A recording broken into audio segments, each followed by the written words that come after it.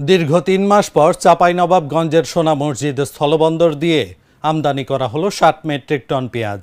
পেঁয়াজ আমদানির খবরে রোববার রাত থেকেই স্থানীয় বাজারে পেঁয়াজের দাম কেজিতে ২০ থেকে ৩০ টাকা পর্যন্ত কমে এসেছে। রোববার সন্ধ্যা ৬টার দিকে ২টি ট্রাক ভর্তি পেঁয়াজ সোনা মসজিদ স্থলবন্দর সহ পানামা পোর্ট লিংক লিমিটেডে প্রবেশ করে। পেঁয়াজগুলো আমদানি করেছে গৌর ইন্টারন্যাশনাল ও ওয়েলকাম ইন্টারন্যাশনাল নামের ২টি ব্যবসায়িক প্রতিষ্ঠান।